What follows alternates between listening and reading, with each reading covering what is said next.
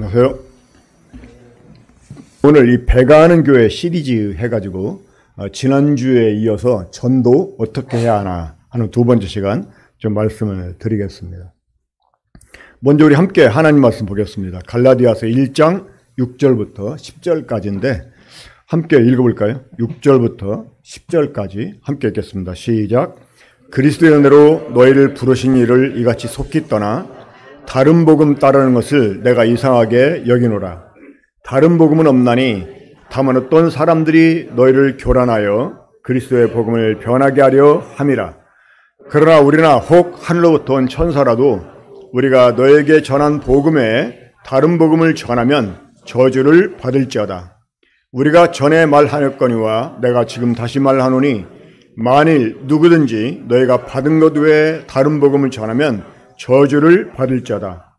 이제 내가 사람들에게 좋게 하랴 하나님께 좋게 하랴 사람들에게 기쁨을 구하랴. 내가 지금까지 사람들의 기쁨을 구하였다면 그리스도 종이 아니니라. 이 변질된 복음을 따르는 자들에 대한 전도라는 주제로 말씀을 드릴 건데요. 지난주에 우리 그 사도행전 10장을 통해서 이 사도 바울의 아레오바고 그 전도를 통해서 우리가 복음을 어떻게 전해야 되는지 말씀을 들었었는데, 그 사도 바울이 아레오바구에서 하나님 말씀을 전하기 전에 그 아테네를 둘러보다가 그게 우상들이 가득한 것을 보고 이 사도 바울이 분노를 하게 됩니다. 그 분노 때문에 바울이 잠잠히 있을 수가 없었어요. 그러니까 입을 열어서 사람들에게 복음을 전하게 됩니다. 당시 철학자들하고도 논쟁을 벌이고, 그리고 만나는 사람들에게 이 복음을 전하면서 이 하나님을 전파했습니다. 분노는 우리로 하여금 입을 열게 하는 힘을 갖게 하는 것 같아요. 그런데 오늘 이렇게 본문 보면 오늘 본문에서 사도 바울이 분노합니다. 그 분노가 얼마나 이렇게 지나쳤으면 이 저주를 하는 모습 보게 됩니다. 물론 이 저주는 악담을 퍼붓게 한 저주가 아니었고, 당연히 저주 받을 자들에게 저주가 임할 것이라고 하는 것을 경고하는 차원에서 한 말이었습니다마는 그만큼 사도 바울 마음 가운데 분노가 있었어요. 이 갈라디아 교회는 사도 바울이 몸에 병이 심해지는 바람에 요양차 내려갔다가 복음을 전해 세워진 교회였습니다. 그런데 이 갈라디아 교회에 유대주의자들이 들어오게 되고 할례를 받아야 될 것을 가르치게 되고, 그 바람에 거기에 미혹돼 가지고 많은 사람들이 할례를 받기도 하고 바울을 무시하는 이러한 경향도 있게 됐는데, 그런 소식을 듣고 사도 바울이 이 편지를 쓰게 됩니다. 그 편지가 바로 갈라디아서입니다. 이 갈라디아서는 사도 바울의 그 서신 가운데서 비교적 좀 이른 시기에 기록된 서신인데, 그래서 다른 서신보다는 좀 메시지가 굉장히 극단적이고 강력한 것을 볼 수 있게 됩니다. 이러한 사람들, 그러니까 이미 복음을 통해서 주님을 섬기는 이런 사람들에게 다른 복음을 가르치는 사람들. 자, 이 다른 복음을 가르치는 사람들이 어떤 사람들이었느냐? 나름대로 영적인 권위를 가진 사람들이었습니다. 사람들은요, 진리보다는 그 사람이 가지고 있는 권위에 더 많은 영향을 받는 것 같아요. 권위 있는 사람 말을 더 중하게 여겨요. 그러한 그 상황 가운데 있던 갈라디아 교회를 향해 사도 바울이 갈라디아를 써서 보냈는데, 이 사도 바울이 얼마나 분노가 차올라 있었으면 그런 사람들이 저주를 받아 말하는데요, 몇 번을 저주받으라고 이야기합니다. 강조로 이야기하면서. 우리는 이 바울처럼 분노해야 됩니다. 사람들이 진리이신 하나님을 따르는 대신에 이 거짓 것을 믿는 거에 대해서 우리 분노해야 돼요. 그리고 그 분노가 주는 힘을 통해서 우리 사람들에게 이 진리를 전파하는 일을 해야 됩니다. 우리는 이 영적인 호전성을 가져야 돼요. 저는 지금도 저에게 영적인 호전성을 회복시켜달라고 기도합니다. 젊었을 때는 정말 영적 호전성 대단했거든요. 만나는 사람마다 어떨 때는 이 영적인 호전성이 너무나 지나치다 보니까 어떨 때는 그 자체가 나한테 부담이 될 때도 있어요. 막 되게 피곤해가지고 어디 이제 지방에 갔다가 오는데 이제 버스를 타고 올라오다 보면 옆에 사람이 앉잖아요. 그럼 그 사람 내버려두면 안 되잖아요. 전도를 해야 되잖아요. 그런 부담이 있으니까. 근데 너무나 피곤할 때는 그냥 막 자면서 오고 싶은데 그 부담 때문에 그 어떨 때는 옆에 사람이 안 앉기를 이렇게 바라는 이런 마음을 가질 때도 있어요. 하지만 누가 옆에 앉게 되면 아무리 피곤해도 또 가만히 있을 수가 없어요. 뭐 단순히 부담 때문만 아니라 이 영적인 호전성 때문에. 자, 구약에 보면 이런 영적인 호전성이 뛰어났던 사람이 있었어요. 누구였습니까? 다윗이었습니다. 너무나 이 호전성이 뛰어났기 때문에 형들도 구박할 정도로. 하지만 이 다윗이 골리앗을 향해서 결정적인 이 분노를 갖게 됩니다. 무엇 때문이었습니까? 네, 그가 하나님의 이름을 모독하는 걸 보면서 다윗은 분노했어요. 그 분노 때문에 어린 다윗이 골리앗을 향해서 나아가게 했습니다. 우리도 이 영적인 호전성을 가져야 돼요. 이 영적인 분노를 가져야 돼요. 사람들에게 진리를 말할 수 있을 만큼 우리는 이 분노를 가져야만 됩니다. 자, 성경에 보면 이 세 가지 종류의 바보들이 나옵니다. 이 바보들을 향해서 어리석다고 우리 표현하는데 이 어리석다는 말이 바보란 뜻입니다. 영어로 fool 혹은 foolish 이렇게 표현했는데 자, 먼저 어떤 바보가 있는가 보겠습니다. 10편, 14편 1절 보면 이런 말씀이 있어요. 어리석은 자는 그 마음에 이르기를 하나님이 없다도다. 하나님이 없다고 하는 사람들 뭡니까? 바보입니다. 왜 바보일까요? 살아계신 하나님을 없다고 하니까 바보인 거죠. 그렇죠? 야는 분명히 살아계신데 이건 진리인데 여러분 진리라고 하는 것은요 믿든 안 믿든 사실입니다. 그러니까 영원히 변하는 사실 이게 진리예요. 그러니까 하나님이 살아계신 것은 진리입니다. 근데 사람들이 이걸 안 믿어요. 안 믿는 이유가 있죠. 안 믿는 이유가 무엇 때문일까요? 몰라서 안 믿는 것 같죠? 아닙니다. 몰라서 못 믿는 것 같지만 아니에요. 이 생각하는 사람은 믿지 않을 수 없다라는 책이 있습니다.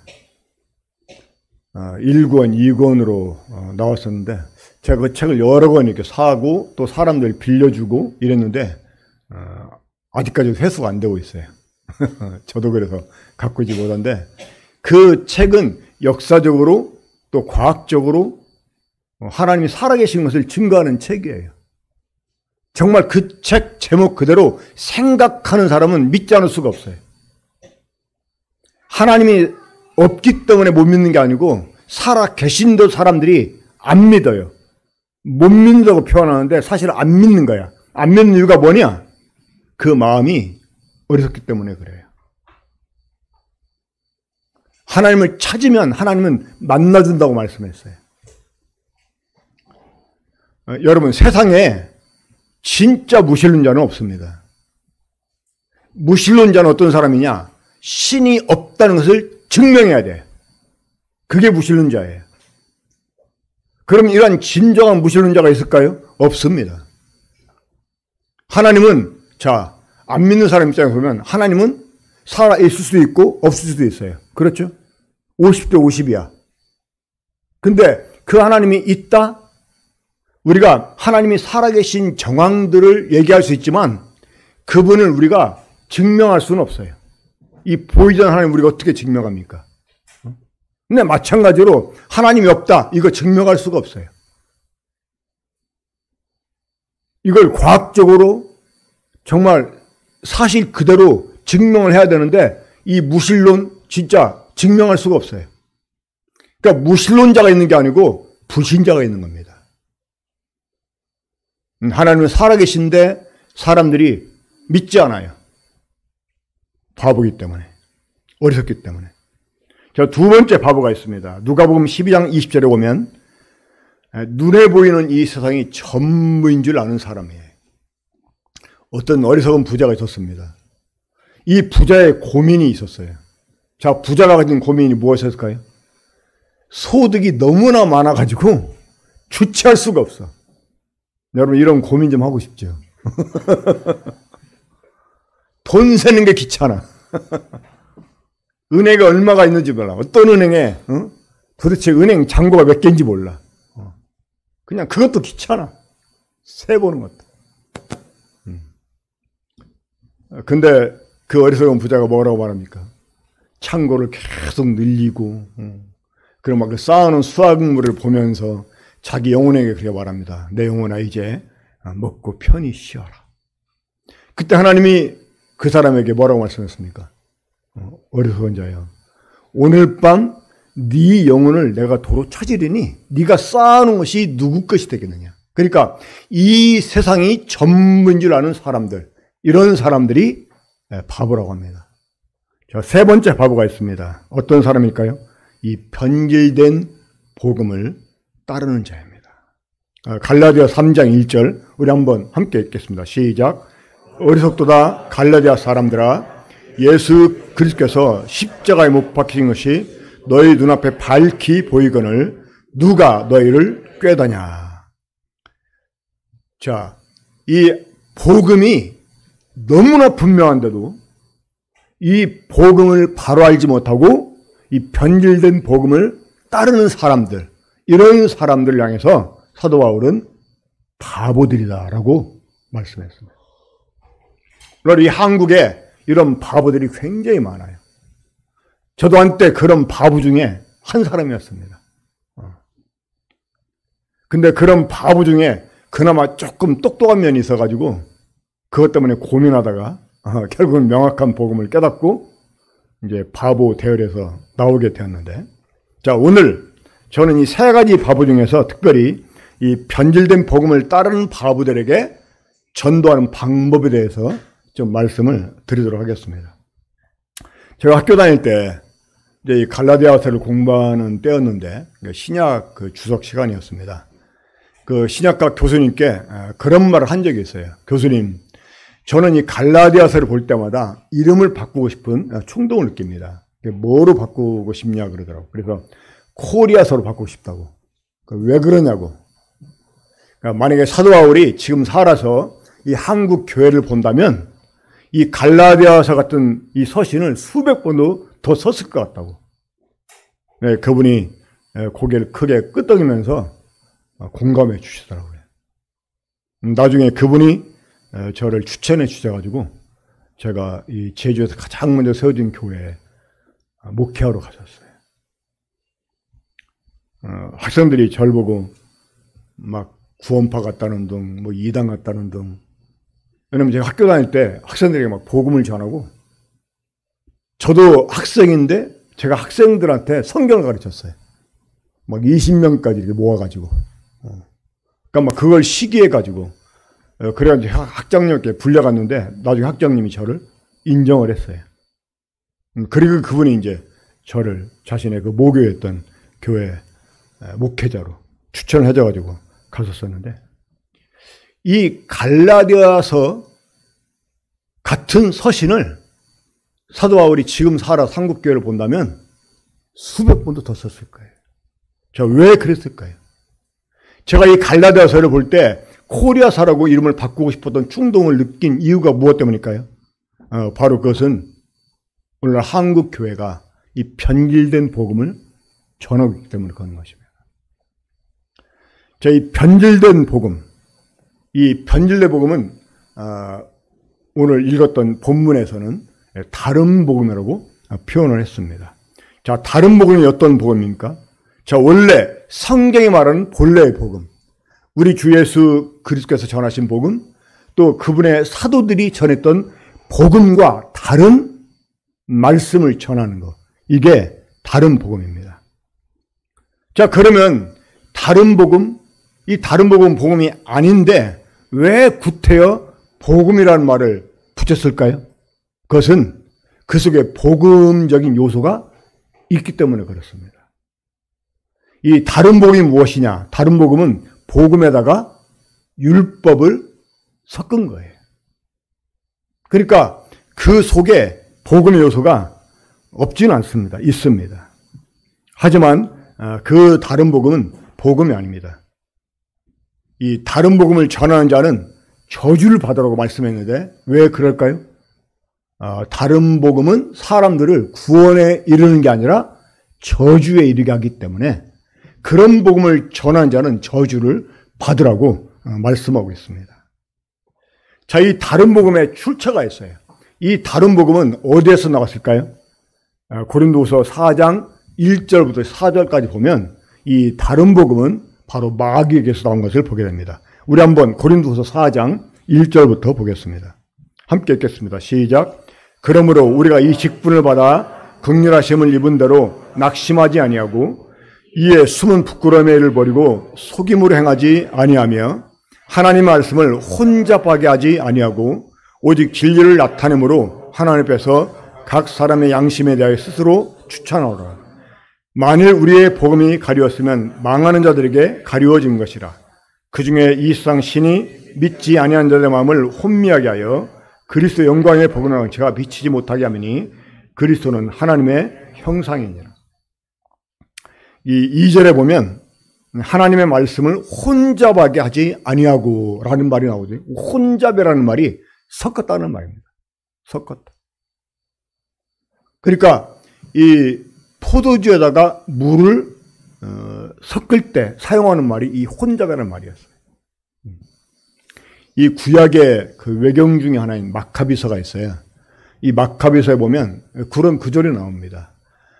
포도주에다 물을 섞으면 순하게 마실 수 있다는 이런 그 표현이 있어요. 그러니까 그 좀 뭐 이렇게 독하게 빚어진 그 포도주 같은 경우 마시면 좀 쓰잖아요. 그죠? 이 포도주도 포도 품종에 따라 가지고 이제 약간 달짝지근한 그런 맛을 내는 것도 있고, 우리 이제 한국에서는 포도주 만들 때 설탕 많이 넣어가지고 만들잖아요. 어떤 때는 막 지금 우리 교회 이 성만찬 때 포도주 맛이 그렇지 않습니다만 옛날에 완전 이거는 막 포도주인지 막 설탕물인지 모를 정도로 마치 막 마시고 나면 당뇨병 걸릴 것 같은 생각이 들 정도로 지금 어떤 모임 가면 그렇게 막 달게 하는 게 있어요. 근데 이제 오리지널 포도주 보면 알코올 도수가 약 13% 정도 이렇게 됩니다. 그러니까 맛이 써요. 그러니까 거기에다 물을 섞으면 좀 순해지고 마시기가 좋아요. 그러니까 마카비서에 보면 그런 게 있어요. 근데 이 하나님 말씀은 그렇게 혼잡하게 해서는 안 되는 것이거든요. 자, 이 다른 복음은 그리스도의 영광의 복음의 광채가 비치지 못하게 방해하는 방해물입니다. 자, 같은 병 속에 물과 기름을 동시에 담아둘 수 있습니까? 없습니까? 담아둘 수 있습니다. 하지만 절대 섞이지 않아요. 한 성경 안에 복음이 있고 율법이 동시에 기록될 수 있습니까? 예, 있습니다. 하지만 절대 그 둘은 섞이지가 않아요. 근데 이미 지금만 아니라 이 사도 바울 시대 때도 이미 수많은 사람들이 이 하나님 말씀을 섞어가지고 전했다는 거예요. 우리 고린도서 2장 17절 함께 읽어봅시다. 시작. 우리는 수많은 사람들처럼 하나님의 말씀을 혼잡하게 아니하고 그 순전함으로 하나님께 받은 것 같이 하나님 앞에서와 그리스도 안에서 말하노라. 예. 이미 수많은 사람들이 하나님 말씀을 혼잡하게 했다는 거예요. 이 포도주에다 물을 섞듯이 복음에다가 율법을 섞었다는 거예요. 여러분, 율법은 무엇이고 복음은 무엇입니까? 자, 우리 로마서 3장 19절, 20절 한번 보겠습니다. 함께 읽습니다. 시작. 우리가 알거니와 무릇 율법이 말하는 말은 율법 아래 있는 자들에게 말하는 것이니 이는 모든 힘을 받고 온 세상으로 하나님의 심판 아래 있게 하려 함이라. 그러므로 율법행위로 그 앞에 의롭다 하심을 얻을 육체가 없나니 율법으로는 죄를 깨달음이니. 자, 율법은 율법 아래 있는 자들에게 말합니다. 자, 무엇을 말합니까? 죄가 뭔지를 말해주고 하나님의 심판을 이야기합니다. 그 사람들을 하나님 심판 아래 가둬놔요. 그러니까 율법은 사람들을 정죄하는 거예요. 그래서 이 로마 3장 10절에 보면 기록된 바 의인 없나니 하나도 없다라고 선언합니다. 율법은 모든 사람이 죄인인 것을 말해줘요. 근데 복음은 무엇입니까? 자, 로마 3장 22절부터 24절까지 보겠습니다. 함께 읽겠습니다. 자, 시작. 곧 예수 그리스도의 믿음으로 말미암아 모든 믿는 자에게 미치는 하나님의 의인이 차별이 없느니라. 모든 사람이 죄를 범하였음에 하나님의 영광에 이르지 못하더니 그리스도 예수 안에 성령으로 말미암아 하나님의 은혜로 값없이 의롭다 하심을 얻은 자 되었느니라. 자, 율법은 사람들을 정죄하지만 복음은 사람들 향해서 의롭다고 선언합니다. 로마 4장 4절 5절을 보면 일하는 자에게는 그 삭시 은혜로 여겨지지 아니하고 보수로 여겨지거니와 이를 아니할지라도 경건하지 아니한 자를 의롭다 하시는 이를 믿는 자에게는 그의 믿음을 의로 여기시라니. 여러분, 이 율법의 하나님은요, 우리를 죄인이라고 정죄하는 하나님이에요. 우리를 심판하시는 심판의 주님이세요. 근데 복음의 하나님은 우리를 향해서 의롭다고 하시는 하나님이세요. 이 복음하고 율법은 성질이 정반대입니다. 절대 섞일 수가 없어요.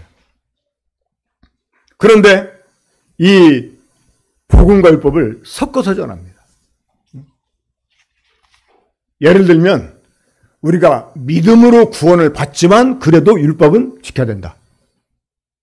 어서 많이 들어보지 않았습니까?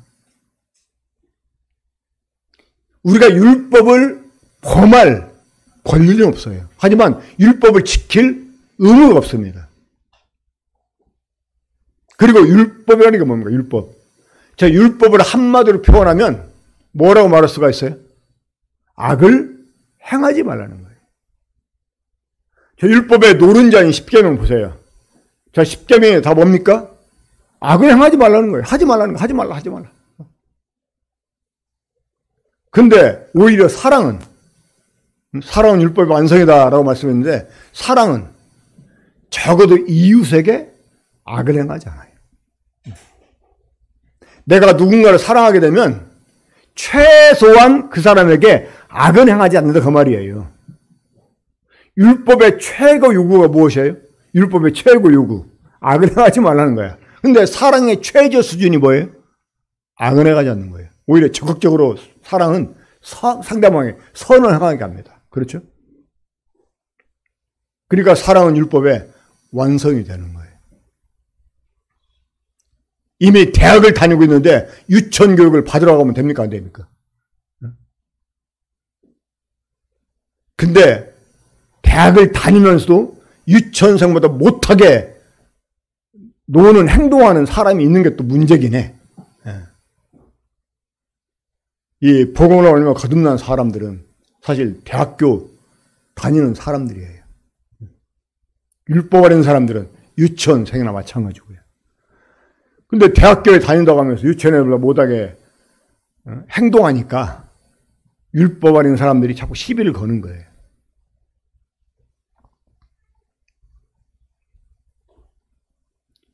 자, 율법과 복음은 그 성질이 전혀 다릅니다. 그러니까 성질이 다른 율법과 복음을 섞어놓은 것을 다른 복음이라고 표현합니다. 다른 복음. 자, 율법은 누구를 바라보게 합니까? 율법은 나를 바라보게 해요. 나를 들여다보게 하고, 그래서 내가 죄인인 것을 깨닫게 하고 나는 하나님의 심판을 받을 수밖에 없구나 이거를 깨닫게 해주는 게 율법이에요. 하지만 복음은 누구를 바라보게 합니까? 복음은 주 예수 그리스도를 바라보게 합니다. 그리고 나를 의롭다고 여겨주신 하나님께 감사하고 오히려 구원의 기쁨을 노래하게 만들어요. 근데 율법은 나를 들여다보고 내가 죄인인 것을 깨닫게 되고 나는 심판을 받을 수밖에 없구나 막 탄식을 하고 오라 나는 공고한 사람이다 이렇게 탄식하게 만들어요. 율법은요. 자, 그러면 다른 복음, 이런 그 율법과 복음을 섞어서 전하는 다른 복음은 어떻게 사람들에게 반응하게 할까요? 이 다른 복음 안에 있게 되면 어떤 때는 예수 그리스도를 바라보게 해요. 그때는 구원을 받은 것 같아요. 구원은 믿음으로 받으니까 너 예수 믿잖아. 그러니까 너 이제 구원 받은 거야. 믿지? 아멘 해요. 근데 다른 복음은 복음만 있는 게 아니고 뭐 또 있어? 율법도 있으니까 또 나를 들여다보게 해. 어떤 때는 구원을 못 받은 것 같아요. 그러니까 다른 복음 아래 있으면 어떤 때는 구원을 받은 것 같기도 하다가 또 다른 때는 구원을 못 받은 것 같고 이런 때는 죽어도 막 당장 죽어도 천국 갈 것 같은데 어떤 때는 못 갈 것 같아. 이게 다른 복음 아래 있는 사람들의 특징입니다. 제가 그랬어요. 그 당시 저뿐만 아니라 많은 사람들이 그랬어요. 어떤 때는 죄를 다 용서받은 것 같은데 어떤 때는 죄가 항상 남아있는 것 같아요. 이게 교리적으로는 구원을 받았어요. 근데 실제 상태로는 구원받지 못했어요. 헷갈리는 거예요. 그러니까 항상 자신이 없어요.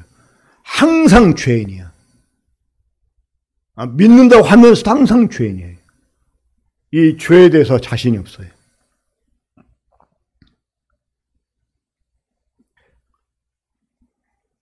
사람들이 이러한 그 다른 복음을 전하면서 자신들이 복음을 전한다고 자부심을 가지고 있어요. 제가 뭐 어떤 교회라고 이름을 밝힐 수가 없습니다만은 이제 저한테 그 복음을 듣고 구원받은 한 자매가 있었는데 그 자매 이모가 목사님 부인이었어요. 지방도시 상당히 큰 교회, 장로교회 목사님 부인이었습니다. 근데 그분이 학교 선생을 하다가 어떤 선교회 모임에 가서 복음 듣고 구원을 받으셨어요. 그래도 막 그 구원의 기쁨 때문에 막 즐겁게 신앙생활을 하는 중이었는데 어떤 분이 중매를 했어.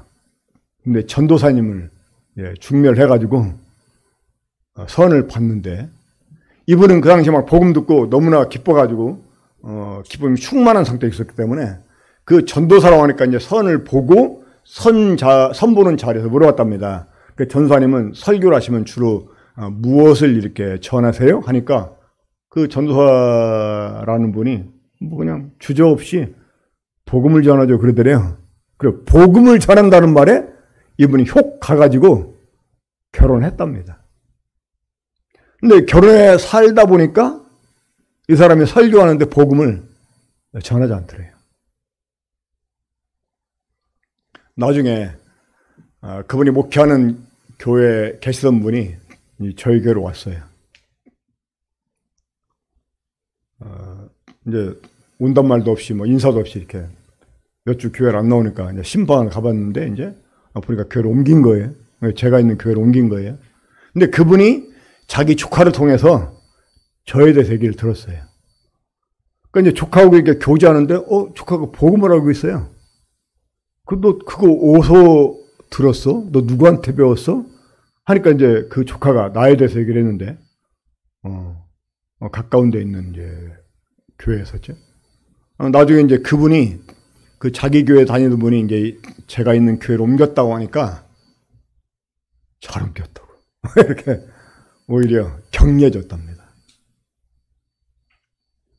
그러니까 전도사라고 하는 사람이 복음을 전한다고 하니까 그 말에 그냥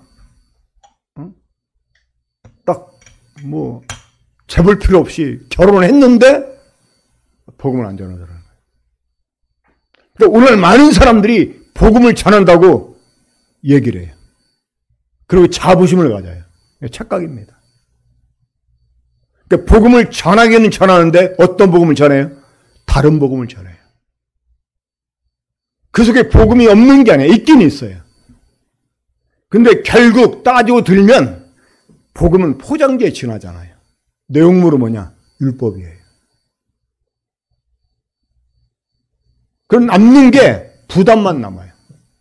무언가 하지 않으면 찜찜해. 그걸 못하니까 늘 정죄감이 있어요. 늘 죄인이에요. 제가 그것을 떨쳐버리기 위해서 얼마나 많은 몸부림을 쳤는지 모릅니다. 정말 금식을 밥 먹듯이 하고요. 이 새벽에 막 예배당 가서 기도하면 다른 사람 다 가고 난 뒤에도 막 저 혼자만 남아 기도해. 제가 기도한 자리에 항상 막 눈물이 흥건히 고이고 막 그랬었어요. 정말 밤새도록 기도원 가서 기도하고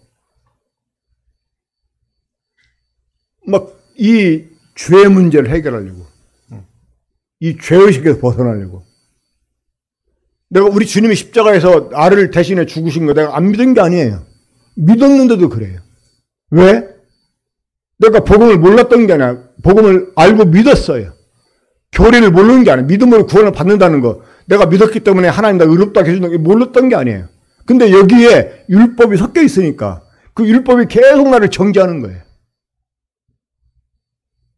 그 문제 가지고 유명하다는 신학 박사들 찾아가도요. 그분들이 저한테 해주는 대답은 성경 많이 보라는 거예요. 누가 안 봅니까? 그래도 유명하다는 또 부흥 강사 찾아오면 부흥 강사들은 그러니까 김전도사 기도해 기도. 금식해 금식. 누가 안 해요? 하는데 대답을 못 해줘요. 모르니까. 자기도 모르니까.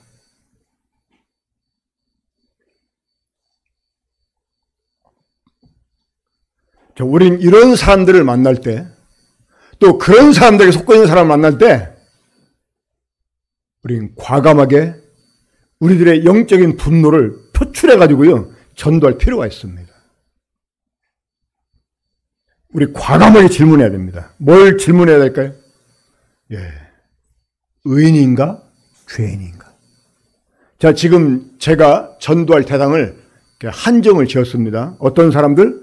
다른 복음을 따르는 사람들, 혹은 다른 복음을 전하는 이런 사람들입니다. 자, 이런 사람들에게 정말 의인인가 죄인인가를 물어봐야 돼요. 그럼 대체적으로 의인이라는 말을 자신 있게 대답 못합니다. 왜? 어떻게 감히 의인이라고 말하냐? 교만하다고 이렇게 반응을 해요. 그 말은 뭘 의미하는 겁니까? 나는 복음을 모릅니다라는 고백과 마찬가지입니다. 그리고 자, 어떤 사람은 가끔 믿으면 이제 믿음을 의롭게 해준다고 했으니까 나 믿었으니까 의인이죠 이렇게 말을 하는 사람도 있어요. 근데도 항상 속으로는 뭐가 있어요? 그래도 죄인이지. 이게 의식이 있어요, 보면은. 그러면 우리가 이런 질문 해볼 수가 있습니다. 그럼 죄가 하나도 없습니까? 그리고 오늘 당장 죽어도 하나님 앞에 죄가 하나 없는 상태로 당당히 설 자신 있습니까? 그럼 대체적으로 거의 다 그렇지 못하다고 대답을 합니다. 그리고 또 하나, 거듭났는가? 아예 설명을 해줍니다. 이 거듭났다는 말은 옛사람이 완전히 죽고 새 사람으로 다시 태어났다는 말이다. 그러면서 도전하죠. 옛사람이 완전히 죽었습니까? 이렇게 물어봐요. 이건 복음을 모르면 대답할 수가 없어요. 저는 이러한 장면을 생각할 때마다 그러니까 이런 말씀을 생각할 때마다 떠오르는 장면이 있어요. 제가 어렸을 때 학교 다닐 때였는데 그 체포 시간에 그 친구가 제가 초등학교 교수까지 한 친구인데 그 제 옆에 앉아가지고 막 기도하는데 지금도 그 소리가 막 귀에 들립니다. 내 옛사람을 죽여주시옵소서. 막 이렇게 기도하는 거예요. 내 옛사람을 죽여주시옵소서. 여러분, 옛사람을 죽여달라는 것은 죽었다는 거 안 죽었다는 거예요. 안 죽었다는 거잖아요. 그럼 안 죽었으면 옛사람이 아닙니다. 사실은. 옛사람인 이유는 죽었으니까 옛사람인 거예요. 응? 안 죽었으면 옛사람이 아니지. 응? 어떤 여자를 만나다가 관계를 끝냈어요. 그러면 그 여자는 네, 옛날 여자예요. 그죠? 근데 지금도 만나. 그럼 옛날 여자가 아닌 거예요. 그죠? 완전히 관계가 끝나야 옛날 여자인 거예요. 옛사람을 죽여야 된다? 옛사람을 막 죽여야 됩니다. 옛사람은 십자가에 못 박아야 됩니다. 그런데 그거는 아직 옛사람이 아니라는 거예요. 죽었으니까 옛사람인 거예요. 자, 우리 옛사람 죽었어, 안 죽었어요? 죽었습니다. 어디에서? 어디에서 죽었어요? 예, 로마서 6장 6절에 보면 우리 옛사람이 예수와 함께 십자가에 못 박힌 것은 이미 박혔어요. 예수 그리스도 십자가의 죽음은 내 죽음이에요. 죄인인 내 죽음이에요. 여러분, 이게 복음입니다. 주님이 나를 대신했다는 거. 내가 예수를 믿는다 이 말은요, 주님이 나를 대신했다는 걸 믿는 거예요. 그걸 믿으니까 내가 죽었다라고 말할 수 있는 거예요. 한 번은 전주에 전도표를 갔는데 젊은 청년들이 한 청년을 제 방으로 데려왔어요. 강사가 피곤해서 자려고 누웠는데 구두자를 그 방으로 막 데려온 거야. 근데 막 하는데 얘를 못 당해요. 그 청년이 기도원 총무인 사람이야. 그 교회 자매 오빠 있는데 뭐 청년들이 못 당해. 그래도 할 수 없이 이제 일어나가지고 물어봤죠. 그 설명을 해주고 먼저 자, 거듭났다는 말은 옛사람이 완전하게 죽고 새 사람으로 다시 태어나는 건데 옛사람이 완전히 죽었습니까? 물어봤어요. 그러니까 가만히 생각하다니 자기가 지금도 가끔 여자를 보면 좀 이상한 생각이 든다는 거야. 그거 보니까 안 죽은 것 같아. 그럼 안 죽었으면 아직 거듭나지 못했네? 그러니까 그동안은 거듭났다고 막 빡빡 우기더니 그러네요. 이러는 거야. 자, 이 말은 뭘 고백하는 겁니까? 나는 복음을 모릅니다. 라는 고백이에요. 율법은 행위를 요구하잖아요. 그죠? 근데 이 사람, 옛사람이 안 죽은 것 같은 행동이 나오는 거야. 그죠? 응? 그런 생각이 떠오르고 행동도 하게 되고 그러니까 율법이 여전히 역사하는 거야. 예수님이 내 죄를 짊어지고 나를 위해 죽으셨다. 이거 몰랐겠어요? 안 믿었겠어요? 믿었지만 거기에 율법이 섞여 있으니까 여전히 정죄가 있는 거야. 난 아니구나. 이렇게 생각을 하는 거야. 그래놓고 이제 복음을 전하니까 그때 받아들이더라고. 우리가 때때로 이 다른 복음을 따르는 사람들에게 전도하려면 우리 이단 소리 들을 각오하고 전해야 됩니다. 특히 제가 학교 다닐 때 구원파라는 오해를 많이 받았어요. 이 구원파도 문제가 많죠, 사실은. 구원파 진짜 이단 소리 들을만 합니다. 요즘 보면. 난 구원파가 뭔지도 몰랐는데 구원파라고. 그러니까 구원을 얘기하면 요즘은 그나마 좀 많이 나아졌어요. 요즘은 교회, 일반 교회도 복음을 좀 편만하게 전파하고 교회 밖에 선교회 그 운동이 이제 활발하게 진행되다 교회 속에 들어가가지고 그런 사람들이 목사가 돼가지고 이제 교회 내에서도 복음을 전하다 보니까 복음이 편만하게 전파가 돼가지고 요즘은 구원 얘기하고 거듭난 얘기하면 옛날처럼 구원파라고 이렇게 오해는 안 해요. 하지만 우리가 이 잘못된 것을 따르는 사람들에게 바로 지적해 주려면 어떨 때는 직선적으로 말할 필요가 있거든요. 그러다 보면 상대방에 우리가 거부감을 당할 수가 있어요. 근데 그거 각오해야 돼요. 그렇지 않으면 못 깨닫습니다. 자, 우리가 이러한 그 질문뿐만 아니라 이러한 질문들에 대해서 우리가 답을 해줘야 되는데, 자, 보겠습니다. 의인인가, 죄인인가? 우리 로마 4장 4절 5절, 아까 읽었었는데 다시 한번 보겠습니다. 함께 읽어볼까요? 시작. 이러한 자에게는 그 삭시 은혜로 여겨지지 아니하고 보수로 여겨지거니와 이를 아니할지라도 경건하지 아니한 자를 의롭다 하시는 이를 믿는 자에게는 그의 믿음을 의로 여기서니라. 자, 중요한 건 이것입니다. 우리가 예수 그리스도를 믿어서 하나님을 의롭다고 하신 겁니까? 아니면 하나님이 먼저 우리를 보고 의롭다고 하신 겁니까? 우리가 예수 그리스도를 믿어서 의롭다고 해준 거예요? 아니면 일방적으로 먼저 의롭다고 해준 거예요? 일방적으로 먼저 의롭다고 해준 거예요. 그것을 믿는 게 예수 믿는 거예요. 이미 하나님은 예수 그리스도를 통해서 우리들의 모든 죄를 단번에 영원히 다 대속해 주셨어요. 우리가 믿어서가 아니라 하나님이 일방적으로 우리의 모든 죄를 영원히 대속해 주셨어요. 그리고 선언했어요. 이제 너희는 의롭다. 그러니까 지금은 자기 죄 때문에 지옥 가는 사람이 있는 게 아니에요.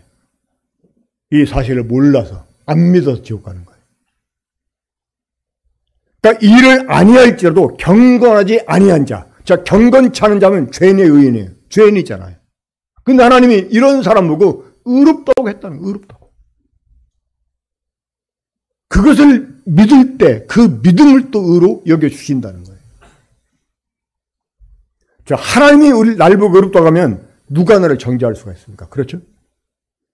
자, 죄가 하나도 없는 의인인가? 이사야 53장 6절에 보면 우리는 다 양 같아서 그릇 향하여 각기 제 길로 갔거늘 여호와께서 우리 모두의 죄악을 그에게 담당시켰다는 거예요. 자, 우리가 우리 죄를 예수님께 갖다 맡긴 게 아닙니다. 그래 안 그래? 아담과 하와가 자기 대신 죽여달라고 양을 가져왔나요? 아니에요. 그 양을 누가 준비했습니까? 하나님이 준비했어요. 우리의 죄를 담당케 하려고 하나님이 독생자를 보내주셨어요. 하나님이 일방적으로 우리의 모든 죄를 예수님께 짊어지게 했어요. 하나님이 우리의 모든 죄를 예수님께 다 짊어지게 했기 때문에 우리한테 죄가 있어 없어요?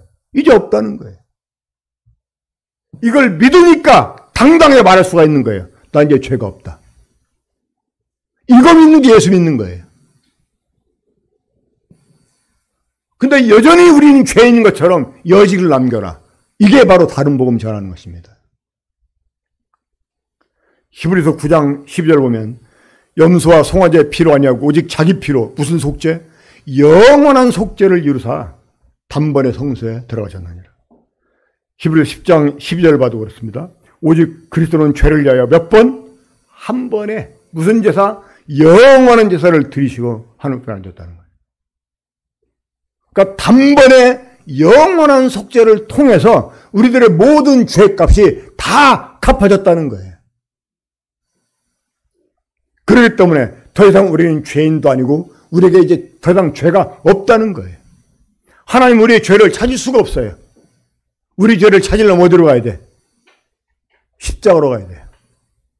근데 거기서도 찾을 수가 없어요. 왜?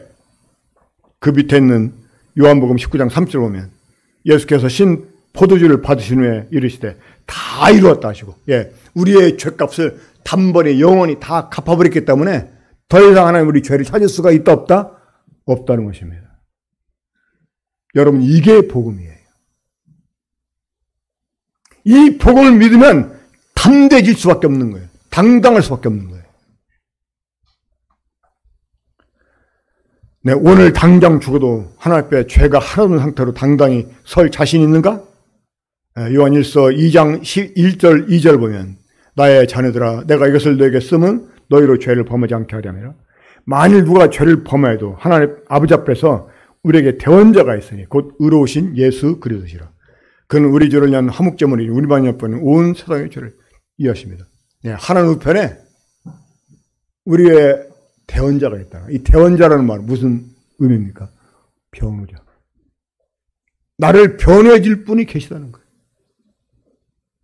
그분이 누구입니까?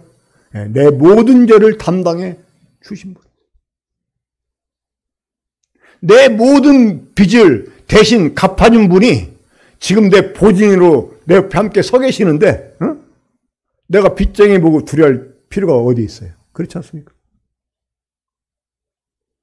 이 의로우신 재판장이신 하나님 앞에 내 모든 죄를 담당해 주신 분이 나의 변호자로 서 계시다는 거예요.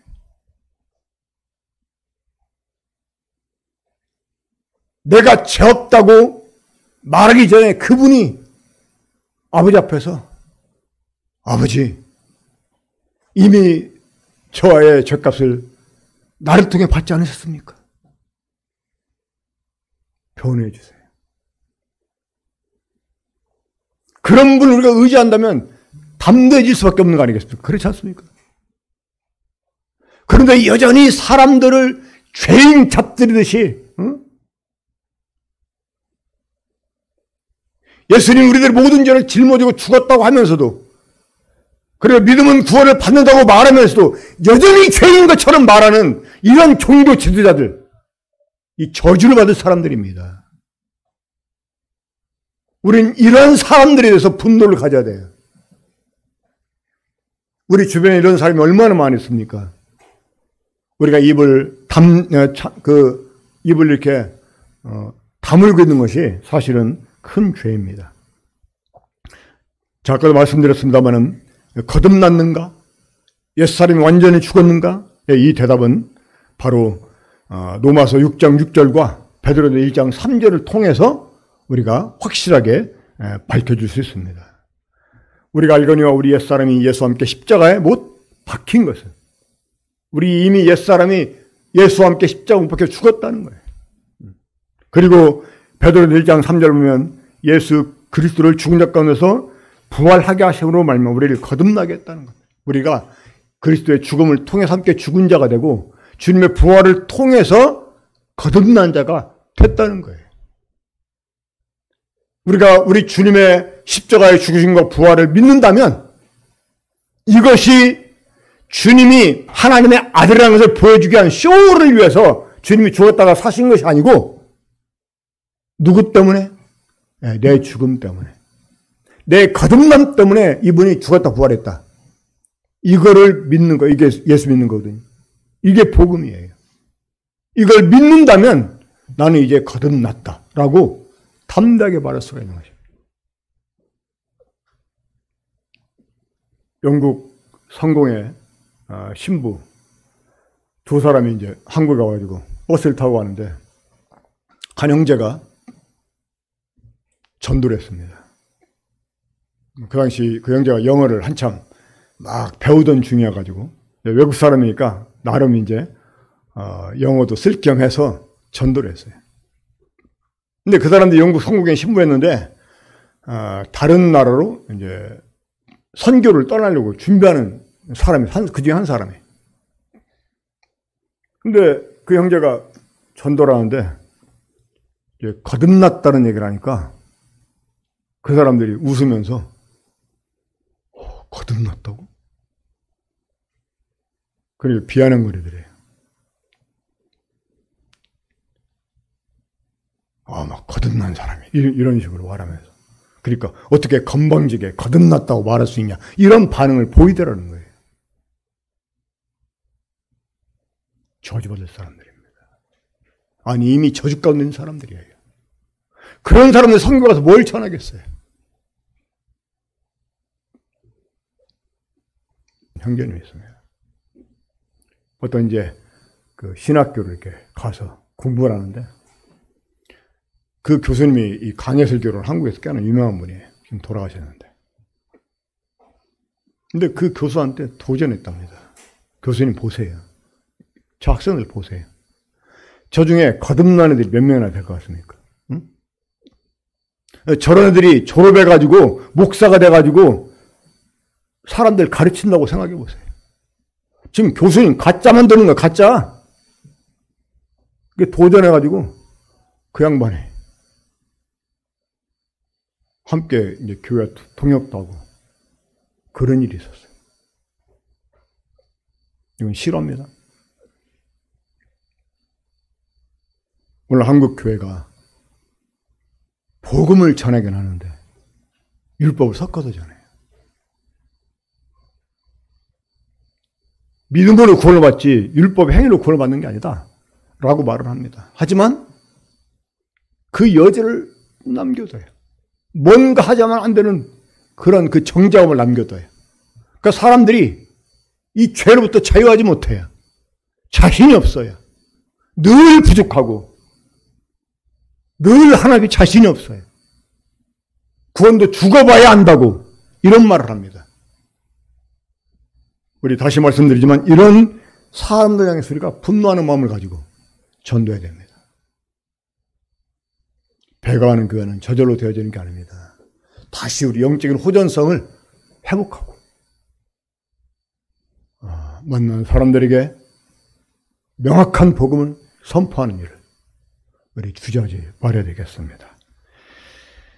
누가 능히 하나님께 택하신 자들을 고발하리요. 의롭다 하신 이는 하나님이시니 누가 정죄하리요. 이미 하나님 의롭다 하신 사람들을 죄인이라고 정죄하는 것. 이것은 저주받을 일입니다. 기도하겠습니다. 우리 사랑하시는 아버지 하나님, 우리들에게 이러한 복음을 알게 해주시고 또 믿게 해주시고 거듭나게 주시고 또 이러한 복음을 이제 맡은 자가 되게 해주셔서 이 복음을 전할 그러한 권세를 주시니 감사를 드립니다. 우리 사랑 군포 중복교회가 이러한 복음을 전하는 일에 영적인 호전성을 가지고 정말 도전적으로 전도하는 삶을 살 수 있도록 주님이 저희들의 마음을 일깨워 주시고 또 인도해 주시고 함께 해 주셔서 이러한 일들이 저희를 통해 능력 있게 행해지게 주시길 바랍니다. 주신 말씀 감사드리며 주 예수 그리스도 이름으로 기도합니다. 아멘.